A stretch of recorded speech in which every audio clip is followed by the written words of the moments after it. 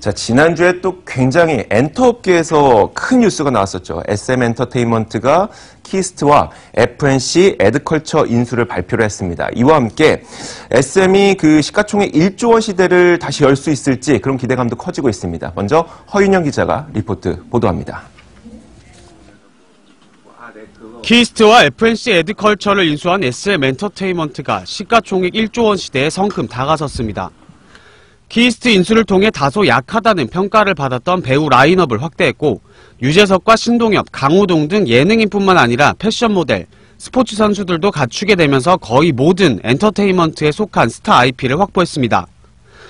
확대된 라인업에 SMCNC와 키스트, FNC 에드컬처의 제작 역량이 통합되면 엔터업종의 지배력이 높아질 수밖에 없다는 게 증권가의 분석입니다. SM은 지난 2012년 동방신기와 소녀시대를 중심으로 한 1차 한류 붐에 힘입어 4개월 동안 시가총액 1조 원을 유지했습니다.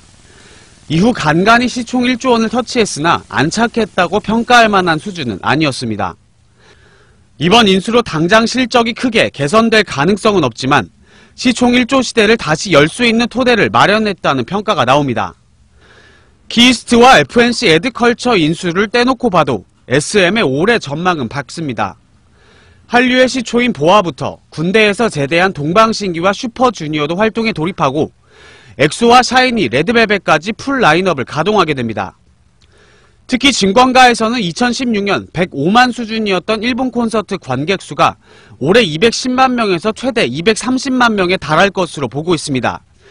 이 전망치는 역대 최대 공연 관객 수입니다. 이에 따라 올해 SM의 매출액은 5,500억 원, 영업이익은 530억 원 이상을 기록하면서 사상 최대 실적을 거둘 것으로 보입니다.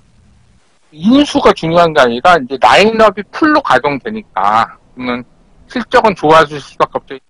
중국의 사드 보복이 완화되면 예상보다 빠른 턴어라운드가 가능할 것이란 분석도 나오고 있습니다. 머니투데이 방송 허윤영입니다. 자, 이번엔 또 많은 관심을 받고 있는 SM이라는 기업에 대해서 저희가 좀 자세하게 이야기를 나누기 위해서 그 스타뉴스에서 SM 담당하고 있는 윤상근 기자도 함께하도록 하겠습니다. 어서 오세요. 네, 반갑습니다. 먼저 일단 그 지배 구조에 관련된 이야기는 또 증권부 기자가 얘기하는 게 맞으니까요. 윤상근 기자는 잠깐 기다리시고 허윤영 기자가 먼저 그 키스트가 어디에 SM에 어떻게 인수됐고 또 FNC 컬처는 또 어떻게 인수된 겁니까, 지금? 네, 화이트데이였죠. 네. 4월 14일 이제 개장 직전에 이 키스트와 FNC 에드컬처 인수 소식을 발표했는데요. 먼저 이 SM이 배용준 씨가 가지고 있던 키스트의 지분 25.1%를 500억 원에 전량 인수했습니다. 매입 가격은 주당 2,570원이고요. 이틀 전 종가 기준, 바로 직전 날에는 다소 이 SM엔터 키스트 주가가 급등한 측면이 있어서 이제 이틀 전 주식 종가 2,400원과 비교하면 약 7%의 프리미엄을 주고 지분을 매입했다라고 볼 수 있고, 그다음에 FNC 에드컬처는 이 FNC 엔터테인먼트의 지분 9%에 이제 한승훈 대표 지분 10.7%, 여기에 100억 원 규모 유상증자를 진행하면서 SM엔터테인먼트가 이제 지분율 30.5%로 일대 주주에 올라섰습니다. 그래서 키스트의 경우에는 공시를 통해서 경영권 확보라고 이 지분 인수 목적을 명확히 밝혔고요. 네네. FNC 에드컬처의 경우 시너지 효과를 내기 위한 것이라고 했는데, 이 한승훈 대표 지분을 넘겨받은 만큼 사실상 경영권을 확보한 것이나 다름없다라는 게 증권가 평가가 나왔습니다. 네. 자, 이번 인수 소식이 윤상근 기자는 좀 미리 알고 있었나요? 아니면 어땠습니까? 딱 소식 듣자마자. 워낙 이게 좀 많이 얘기도 나왔었던 얘기기도 했는데, 네. 일단은 지금은 아직은 좀 더 지켜봐야겠지만, 일단은 사실 SM 엔터테인먼트가 원래 이제 국내 최고의 가수분들이 소속된 가수로 그런 소속사로서 많이 인지도가 높았었는데, 그 전에 FNC도 그렇고, 이번에 키스트가 좀 영향이 좀 컸던 것 같고요. 안 그래도 이제 SM이 이번 인수를 통해서 좀 국내 최고의 종합 엔터사로 좀 발돋움하기 위한 그런 좀 발판을 마련하지 않았나, 그리고 그런 출발점이 될 수도 있겠다라는 생각은 들었습니다. 그동안 SM을 취재하면서 SM이 가장 어렵다고 얘기했던 것들이 뭐예요? 재정적으로 봤을 때? 어렵다기보다는 그냥 일단은 그렇게 큰 문제가 없었던 거였는데, 어려운 부분은 아니었지만 좀 아무래도 좀 경제적인 부분에 있어서 그 부분에 있어서도 좀 우여곡절이 없지는 않았다는 네네. 것만 알고 있었는데 뭐 그렇게 그러니까 그 증권가에서도 SM을 보면서 뭐 기획사를 보면서 자주 하는 이야기가 이게 고정적으로 매달 들어오는 돈보다는 이제 어떤 행사를 한번 하고 나면 크게 들어오지만 이게 좀 비게 됐을 때 공백기에서 또 약간 부족한 네. 부분들이 생기다 보니까 사실 그 부분은 좀 복합적인 부분이기 때문에 네네. 그거는 좀 그렇게 보기에는 좀 애매한 부분이 좀 있고요. 네, 알겠습니다. 자, 박연미 칼럼니스트가 그러면 이제 SM이 인수한 기업들에 대한 설명을 좀 부탁드릴게요. 먼저 네. 키스트부터 한번 들어볼까요?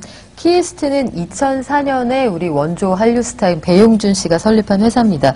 중간에 키스트로 사명을 변경을 했고요. 그 BOF를 인수한 뒤에 자회사로 편입을 했죠. 이후에 2017년 기준으로 매출이 1,000억 원을 넘겼고 영업이익은 아직 크지 않습니다만 일본에서 주력 사업들을 여러 가지 영위하고 있는 상황인데 방탄소년단의 일본 매니지먼트도 담당을 하고 있습니다.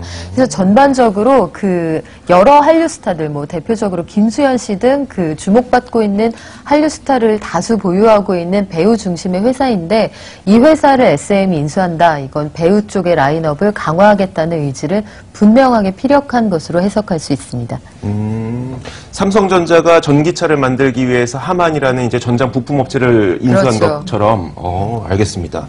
이렇게 말씀드려야지 또 저희 투자자분들은 이해를 잘 하셨어요. 자, FNC 에드컬처도 인수를 결정을 했습니다. 이건 어떤 기업입니까? 일단 1998년 12월에 설립된 회사고요. 2002년 5월에 코스닥 네네. 시장에 상장을 했습니다.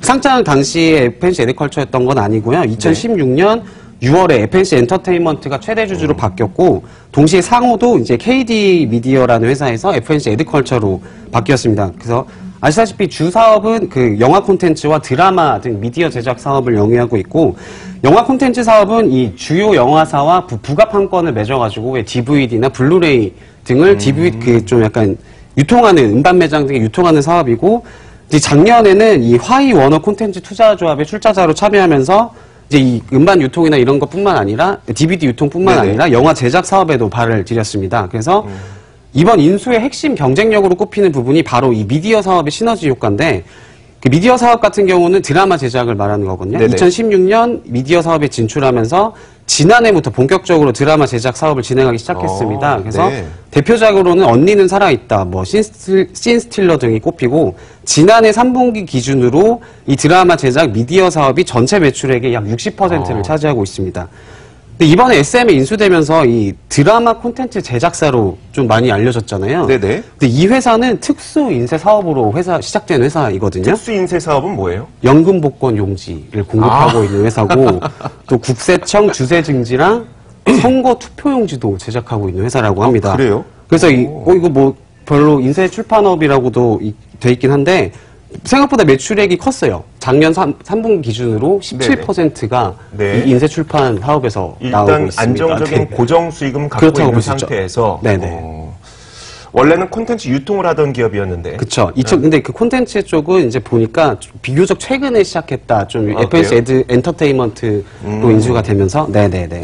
알겠습니다. 일단 저희가 가수를 잘 양성하던 SM이라는 기업이 배우를 잘 양성하는 그 키스트를 인수한 것까지는 되게 쉽게 와닿는데 이거를 그 그러니까 콘텐츠와 드라마를 생산하는 그런 기업까지 인수했다는 건 또 어떤 그림을 그리고 있는 건지 좀 큰 그림이 잘 안 와닿았거든요. 최근에 SM이 걸어온 길을 고려를 해보시면 이해가 쉬울 텐데 사실 SM이 전통적인 엔터테인먼트 강자이기는 합니다만 주력 사업이었던 음원 시장에서 이제 그 엑소 이후에 메가 히트를 기록하고 있는 음원은 사실 기억이 나시는 게 별로 없을 거예요. 최근 들어서는 그 사이에 걸그룹의 부재 속에서 그 JYP의 트와이스가 아주 공전의 히트를 기록을 하고 있는 그런 상황이었거든요. 해서 또 전반적으로 요즘 아이돌 시장의 트렌드는 중소기획사에서 그 대형 신인을 발굴해내는 케이스가 많았습니다. 대표적인 게 방탄소년단 같은 경우인데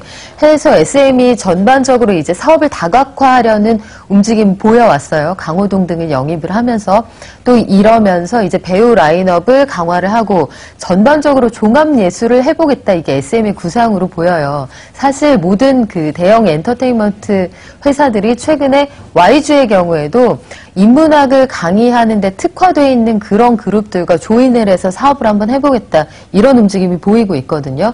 SM의 경우에도 배우와 제작사까지 인수를 하면서 이 경우에는 작은 방송국이 하나 마련이 되는 겁니다. 배우부터 가수부터 그 연출하고 극본을 쓰고 제작할 수 있는 시스템까지 갖춰지면 SM이 어느 한쪽에서 약간 기울더라도 그걸 충분히 방어할 수 있는 그 어떤 충격을 흡수할 수 있는 그런 시스템이 마련이 되는 것이고요. FNC 에드컬처 같은 경우에는 지난해 그 명동 플래그십 스토어에 스타 라떼라는 그런 대표적인 상품을 만들었어요. 네. 이게 뭐냐면 네. 그 커피를 한 잔 그 가게에 가서 시켜도 그 커피에 설현 라떼를 주세요, 이렇게 얘기를 하면 설현 얼굴이 이제 그 라떼에 네, 그 네. 3D 프린터처럼 이렇게 거기 그 새겨져서 나오는 거죠. 우유 거품에. 그 예컨대 커피를 한 잔 마셔도 스타와 함께 말 그대로 별을 내 가슴에, 이런 사업을 해보겠다. 이게 SM의 그 종착적인 구상이 아닐까, 이렇게 생각을 해봅니다. 신인을 키워서 대박도 노리고, 그리고 부가적으로 매달 들어올 수 있는 고정 수입까지 만드는 그런 사업 구상을 하고 있는 것으로 보이는데요. 일단 큰 그림은 저희 박연민 칼럼니스트가 그려줬으니까 구체적으로 허윤영 기자 말씀드려도 될까요? 네네. 그 좀 증권사에서 FNC 에드컬처 인수에 대한 네네. 좀 주목할 만한 분석을 내놓은 게 있는데, 네. 하나금융투자가 어떤 분석을 내놨냐면, 물론 아까 말씀하신 어떤 그 라이프스타일 비즈니스의 확장을 네네. 강연한 거고, 이 아시다시피 SM이 영위하고 있는 이 라이프스타일, 그러니까 음식료 사업이라던가 이런 게 대부분 적자를 기록을 하고 있어요. 네네. 하나금융투자가 이 적자 사업들을 FNC 에드컬처로 이관을 해서 진행하게 되면은 SM의 지배주주 순이익이 개선되는 효과를 누릴 수 있다. 이게 어떤 의미냐면, 아까 말씀드린 것처럼 이 SM의 6개의 라이프스타일 사업부는 SM이 100% 지분을 쥐고 있거든요. 네네. 이런 상황에서 지분율이 30% 수준인 FNC 에드컬처로 이 사업부, 적자 사업부를 이관을 시키면 네네. 아시겠지만 이 라이프스타일 사업 적자로 인한 어떤 영향력이 줄어들게 된다는 거죠. SM 네. 입장에서는. 네네. 네. 그래서 이 SM 입장에서는 말씀하신 뭐 라이프 비즈니스의 확대뿐만 아니라 단기적으로는 이 적자 폭을 줄이는 효과까지 누릴 수 있을 것이다라는 분석을 내놓기도 했습니다. 그건 사실 이제 장부로 옮기는 거니까 이제 주가의 그쵸, 네. 하락을 SM이 가져갈 거냐 아니면 FNC 그러니까 에드가 가져갈 거냐, 이건 이 차이니까요. 그렇죠. 네, 맞습니다. 네. 알겠습니다. 자, 저희가 윤상근 기자한테는 어떤 이야기를 듣고 싶냐면, 그런 구체적으로 이제 배우 라인업을 가져가게 되지 않았습니까? 네. 어떤 배우를 가져가면서 이 배우들을 어떻게 활용하게 될까요, SM에서? 사실은 근데 키스트를 인수하기 전에도 SM 소속 가수분들의 배우 활동이 좀 많았습니다. 네네. 지금 많이 늘어났던 것도 소녀시대 유나 씨나 최근에는 레드벨벳 조이 씨나 네. 엑소 도경수 씨나 동방신기 윤호윤호 씨도 워낙 배우 활동을 많이 하셨었고요. 그런 가운데 이제 김수현 씨나 박서준 씨나 이런 분들이 같이 활동을 하게 되면 이제 그런 시너지 효과가 날 수 있는데, 원래 SM과 키스트에서도 그런 제작 드라마의 파급력이 사실은 크지는 않았습니다. 그런 부분에 있어서 이제 소속 연기자와 제작사가 같이 이제 힘을 합치게 되면 네. 그런 부분에 있어서는 좀 같이 파이가 커질 수 있는 그런 잠재력을 갖출 수 있다, 이렇게 생각이 듭니다. 알겠습니다. 실제로 SM그룹에서 어떤 뭐라고 할까요? 드라마들을 2017년에 했었죠? 지금 미싱라인이라는 드라마라든지 네네. 보이스라는 드라마는 키스트에서 했었고, 근데 네. 그 제작사로는 아직 그렇게 유명한 드라마라고 꼽을 만한 게 아직은 좀 미미한 부분이 있는데, 네네. 이제 그 대신 일단 SM 쪽에서는 제작사보다는 이제 배우들의 영향을 좀 많이 키우는데 좀 많이 힘을 쏟은 상황이었는데, 네. 이제 키스트와의 그런 협업이 더 좀 많이 기대를 모을 수 있는 부분이 될 수 있을 것 같습니다. 자, 그럼 한번 정리해 볼게요. SM이 키스트를 품에 안게 되면서 어떤 배우들을 총망라하게 됩니까? 저희가 정리한 표도 있었어요. 네. 일단은 가수분들은 다들 아시겠지만, 네네. 엑소부터 해서 보아 동방신기, 네, 지금 나오고 있죠. 네. 부터 이렇게 지금 가수분들은 워낙 또 많이 알려진 분들이 많은데, 거기다가 이제 예능 쪽에서는 강호동 씨가 제일 대표적이고, 거기에 신동엽 씨, 강호동, 그리고 전현무 씨, 그다음에 최근에 김생미 씨도 네네. 들어오셨고요. 여기다가 이제 지금 얘기 나오시는 분이 이제 모델 쪽에서는 지금 장윤주 한예재 씨가 속해 있는 S팀도 범 SM으로 들어올 수 있고 여기에 네네. 지금 메이저리그에서 활동 중인 추신수 선수나 또 리듬 체조의 손현재 선수까지 이제 스포츠 스타 분들도 이제 같이 포함이 되는 그런 그림이 될 것 같습니다. 그냥 전 방송인을 다 섭렵하고 스포츠 스타들까지도 있는 거 보니까요. 엄청납니다. 알겠습니다. 자, SM에 대한 주가 전망을 사실 저희가 뭐 기자의 입으로만 듣는 것보다는 이제 애널리스트의 분석을 한번 들어보는 것도 좋을 것 같아서요. 저희가 현대차투자증권 유성만 연구원 전화로 연결했습니다. 안녕하세요. 예, 안녕하십니까. 예. 네, 뭐 저희가 저희끼리 이제 뭐 여러 가지 이야기를 해봤는데, 예. 그 애널리스트가 보는 또 시각은 다른가 아니면 똑같은가 싶어서요. 이번에 그 인수를 하게 된 큰 그림은 왜 했다고 보세요? 예, 그래서 제가 두 가지로 나눠서 설명드리겠습니다. 네. 일단 FNC 에드컬처를 인수한 건요, SM 엔터테인먼트가 기존에 성과를 올리지 못했던 라이프 스타일 부분이 있습니다. 이게 뭐냐면 뭐 리테일이나 F&B, 패션, 레저 이런 쪽인데요. 이쪽이 지금 적대 사업부인데 이 사업부를 FNC 에드컬처를 통해서 총괄하여 성장시키려고 하고요. 또한 이제 SM 보면은 뭐 SM 전 세계에 이런 자회사들이 있지 않습니까? 요걸 이제 FNC 에드컬처를 통해서 총괄하는 역할도 이제 진행할 계획입니다. 그리고 FNC 에드컬처에 보면 이제 FNC 엔터에서 이제 드라마와 예능 프로그램 제작 기능을 했는데요. 이 부분을 좀 SM CNC를 좀 통합할 것으로 보이고 또 FNC 엔터에 소속된 배우들 뭐 예를 들면 유재석 씨죠. 좀 이런 분들과의 콜라보도 기대됩니다. 두 번째 이제 키스트가 있는데요. 키스트에서 일단 가장 눈에 띄는 부분은 자회사 중에 이제 DA라고 해서 디지털 어드벤처인데 현재 일본에도 상장이 되었습니다. 이쪽은 이제 배용준 씨가 일본에 초기 진출하면서 일본 관련된 한류 채널 부분을 선점했다고 볼 수 있는데요. 그래서 일단 앞으로 SM은 이 키스트를 인수하면서 키스트 자회사인 DA를 통해서 일본에서의 사업이 보다 강화될 것입니다. 또한 DA 쪽의 장점이 최근에 가장 글로벌에서 잘 나가는 방탄소년단의 일본 매니지먼트 회사입니다. 따라서 이제 올해부터는 방탄소년단의 일본 관련된 실적도 SM으로 잡힐 것이고요. 또한 이제 김수현을 비롯한 키스트의 배우도 41명을 활용할 수 있기 때문에 SM 주요 자회사 SM CNC의 이런 드라마나 예능 프로그램 같은 콘텐츠 강화가 기대되고 있습니다. 그러니까 저희가 뭐 라이프 스타일도 대략 얘기는 했지만 좀 자세하게 잘 짚어주셨고 게다가 키스트가 갖고 있는 일본 사업에 대한 기대감도 저희가 미처 얘기를 못했었는데 그 부분까지 좀 짚어주셨고요.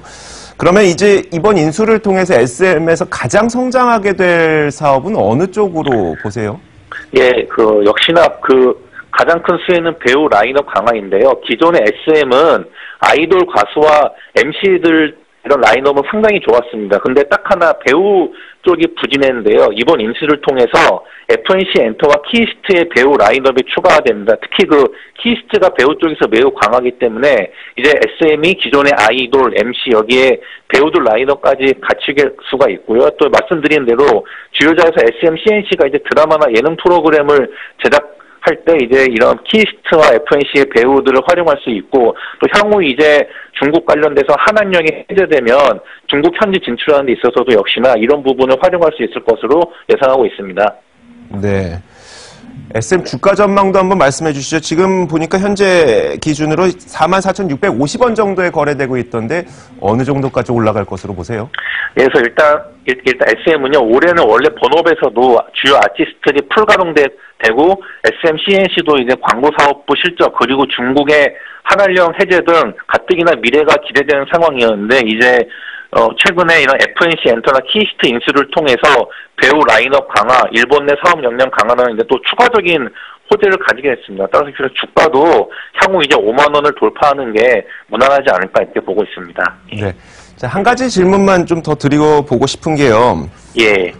엔터 공룡이 이제 발생을 하게 되니까 다른 예. 엔터 기업들도 우리도 한번 몸집을 키워보자 혹은 합쳐보자 이런 생각들을 할 것 같거든요. 다른 혹시 엔터 기업들도 이런 거 논의하고 있습니까? 그래서 아직 이렇게 구체적으로 공식화된 건 없는데 일단 최근에 좀 이런 매각 이슈가 나오는 게 IHQ라는 곳이 있습니다. 네네. 과거 사이더스인데요. 지금 현재 한참 매각 이슈가 있는데 이제 주요 인수군이 미국 중국 그리고 국내 이런 큰 대기업군이 이렇게 지금 거론되고 있는데 그 이유는 역시나 기존의 엔터 사업에다가 미디어 콘텐츠 부분을 강화되는 부분이 있기 때문에 뭐 아직 이게 공식적으로 오픈하지 않았지만 향후 이제 SM의 이번 그 M&A를 통해서 또 이제 그 국내 좀 엔터 업계도 좀 상당한 지갑 변동이 일어나지 않을까 이렇게 조심스럽게 내다보고 있습니다. 그러니까요. 누구나 좀 비슷하게 생각할 것 같습니다. 우리는 배우만 하고 있고 우리는 뭐 방송만 하고 있는데 합치면 훨씬 시너지가 나지 않겠냐 이런 생각은 아마 누구나 할 수 있을 것 같아서요. 자, 오늘 네. 좋은 말씀 고맙습니다. 현대차투자증권 유성만 연구원이었습니다. 말씀 고맙습니다. 예, 감사합니다. 자, 저희가 다음 주제 준비했습니다. 만나보시죠. HOT부터 NCT까지. 자. 제가 연예계에 그렇게 많은 관심이 없다 보니까 이렇게 자꾸 혀도 꼬이고 그러네요. 그 SM이 최근 그 사업 영역을 상당히 넓히고 있는데 사실 과거로 돌려보면은 제가 그 청소년기에 상당히 인기 있었던 뭐 H.O.T라든지 정말 많은 스타들이 있었어요. 어떤 스타들이 있었죠?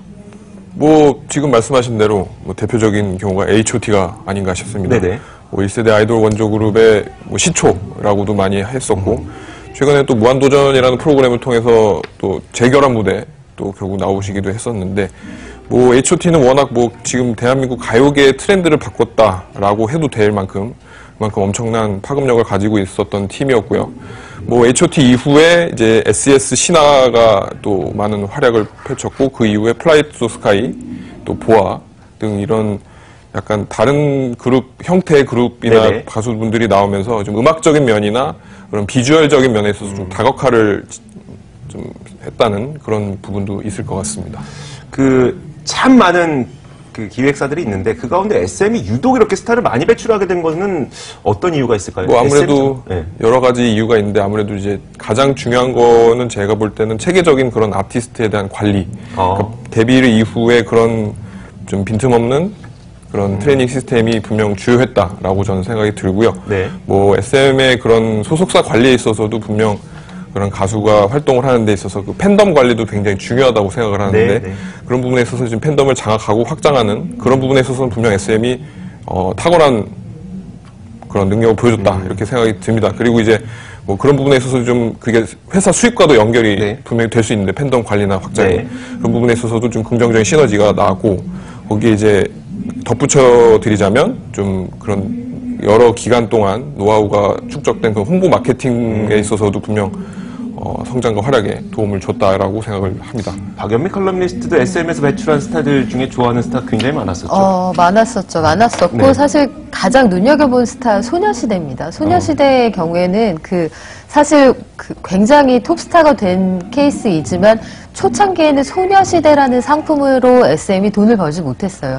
초기 투자 비용이 굉장히 큰 프로젝트였고 사람 수가 많아서 뭐 윤 기자 잘 아시겠지만 소위 이쪽 업계에서는 사료비가 많이 든다. 그런 그룹 중에 하나입니다.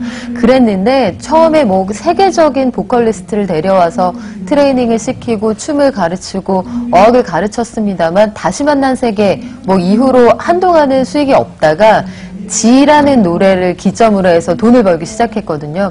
오랫동안 기다려주고 많은 걸 투입할 수 있는 여력이 있다는 점, 이게 SM의 강점일 것 같고 사람을 보는 눈이 있어요. 지금 이 FNC와의 전략적 제휴도 보면 FNC 에드컬처 대표 그리고 나아가서 올해부터는 엔터까지 맡고 있는 안석준 대표라는 사람을 보는 눈이 SM에 있다는 얘기죠. 안석준 대표는 대표적으로 이론과 실제를 겸한 이 업계 드물게 평판이 아주 좋은 그 엔터테인먼트 대표 중에 하나입니다. 워너와 CJ E&M을 거쳤고요. 과거에는 문화부 산하기관에서 음악산업을 담당하기도 했습니다. 이런 사람들을 골라서 업계의 평판이 좋고 해서 더 좋은 사람들을 데려올 수 있는 능력과 경영 능력을 가지고 있는 대표를 알아보는 네. 눈 또한 가지고 있다는 것이죠. 사실 좋은 사람을 써야 기업이 잘 되니까요. 그래서 우리가 그 기업을 누가 운영을 하는지를 자꾸 보게 되는 거고요. SM이 그러면 올해는 이렇게 사람 잘 보는 눈으로 어느 정도의 실적을 내게 될까요? 뭐 결론적으로 사상 최대 실적을 거둘 것이라는 분석이 증권가에서 나오고 있습니다. 네. 그러니까 그 유성만 연구원님께서도 말씀하셨듯이 이 인수를 좀 떼놓고 봐도 SM만 보더라도 이 모든 아티스트들이 좀 다 활동에 나서는 시기 한 해 부분이기도 하고요. 네. 또 뭐 투자자분들께서 궁금하신 부분 중에 하나가 그래서 FNC 에드컬처와 키스트를 인수해서 뭐 실적이 좀 얼마나 계속 이런 부분인데 이거는 아직까지는 단기적으로는 네. 그 키스트와 FNC 에드컬처의 실적이 뭐 아시다시피 그렇게 좋지는 않거든요. 그래서 단기적으로는 이 인수로 인한 실적 효과는 좀 미비할 것이다. 하지만 SM의 본업, 그러니까 올해 아티스트 라인업이 풀가동되면서 사상 최대 실적을 거둘 것이다. 증권가는 이렇게 보고 있습니다. 그렇다면 그 증권가에서 사상 최대 실적을 거두기 위해서 또 새로운 그룹이 있어야 되지 않을까. 그리고 SM에서는 아마 NCT가 손에 꼽히는 그룹으로 알려져 있는데 NCT가 어떤 그룹이에요? SM에서 처음으로 그러니까 네. 뭐 신개념 보이그룹이라는 타이틀을 달고 나왔던 팀이었는데 사실 뭐 그냥 아이돌 그룹 하면은 그냥 여러 명의 그룹, 그러니까 멤버분들이 뭉쳐서 나왔다라고 네네. 그냥 그렇게 데뷔를 하는데 사실 이번 NCT 같은 경우는 좀 특별하게 아예 그런 프레젠테이션까지 하면서 홍보를 했었는데 일단 국적이 다양한 것부터 시작해서 멤버 수는 지금은 18명으로 되어 있고요. NCT U, NCT 네. 드림, NCT 127 이렇게 유닛이 3개 유닛인데 뭐 2016년에 첫 선을 보이고 올해도 지금 활동 계획이 굉장히 프로젝트라는 이름으로 좀 준비가 돼 있습니다. 근데 이제 기본적으로 원래 이 팀의 그 가장 큰 중요한 부분을 포인트를 짚자면 멤버 수에 제한이 없습니다. 그러니까 나중에라도 분명히 추가로 멤버가 가능하고요. 그리고 이제 조합도 그 상황에 따라 바뀔 수 있다는 점도 분명히 기존 아이돌 그룹과는 분명히 다른 형태이고 네. 특히 이제 원래 이 NCT가 국내 활동만을 중시했던 게 목표가 아니라 전 세계를 위주로 이제 그 새로운 유닛을 가지고 이제 활동을 할 계획이 있다는 점에 있어서는 그런 한류의 현지화 이런 부분에 있어서도 분명 최적한 팀이라고 할 수 있겠습니다. 자, 박연미 칼럼니스트가 마지막으로 이제 네. SM의 전망에 대해서 좀 총평을 해주시죠, 짧게. 네, SM이 뭐 그 제작사 라인업까지 지금 갖추게 돼 있는 그런 상황이어서 워낙 콘텐츠들을 가지고 있는 역량들이 좋기 때문에 올해는 좀 기대해봐도 좋지 않을까 이런 생각이 듭니다. 네, 알겠습니다. 자, 이렇게 저희가 SM 자세하게 살펴봤습니다.